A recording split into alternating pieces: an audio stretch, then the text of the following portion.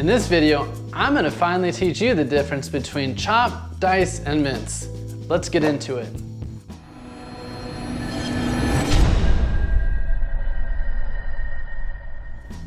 So my preferred knife when it comes to chopping, dicing, and mincing, I really go back and forth between the 7-inch Santoku and the Petite Chef. They just give you a really comfortable length, and it's perfect for the rocking and chopping.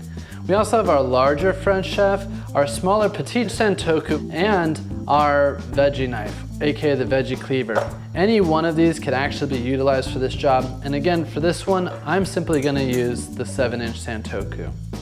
There's gonna be 4 main cuts. The first cut is going to be called a rough chop. Remember, what we're gonna do is pinch the knife right up on the blade. You can control it, easy controlled there, and use that rocking motion. With this, we get some of these big cuts.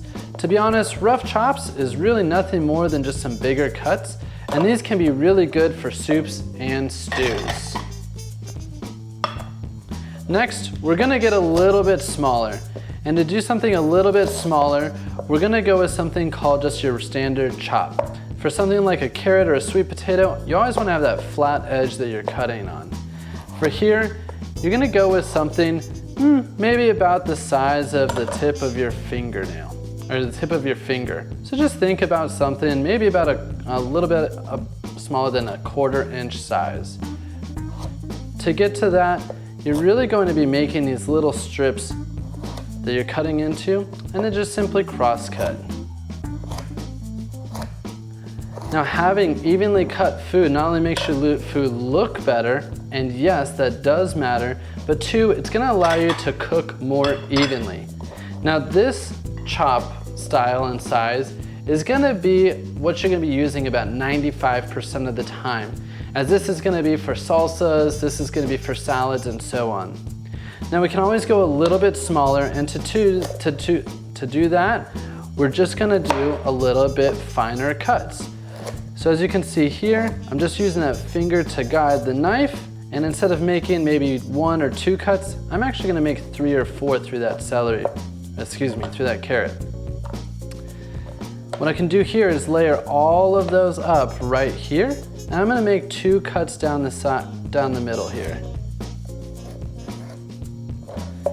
Now this one's gonna be closer to 1/8 of an inch, about half the size of the main chop. And for something like this, it's gonna be more for like a salsa or more of like a sauce.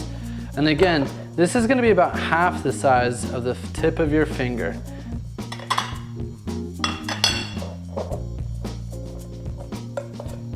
One of my favorite features of the 7-inch Santoku is the wide blade that allows scooping and moving to be so simple. No need to be the hero here and do it all in one shot. It's okay to take a couple of scoops to move. Lastly here, we've got something like our mince. And to mince, the biggest thing is to take your chops that you've already been used to and take it from that locomotive style cut and to use that rocking technique. So I'm gonna get us half the way there. Really, you wanna get down to that small, fine, what's called the dice or the fine chop standpoint, where we're at right here, quickly and easily.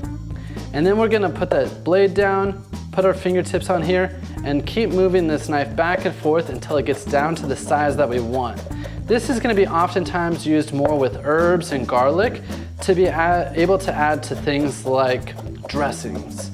Again, for this, it's not gonna be something you're gonna have to be using all that much, but it's important to know if a recipe asks you to mince something, how small you're really going. And with that, you can actually see the difference in size from your rough chop, your standard chop, your fine chop or your dice, and your mince. Thanks for joining us for this video, and if you got anything out of it, make sure to hit that like button and that subscribe button, and make sure to share with others. The whole goal here is to make your time in the kitchen as easy as possible and make the time you spend in the kitchen as enjoyable as possible. We'll see you in the next video, and until then, remember, it's not the food that you serve on the table that matters most, it's who you share it with.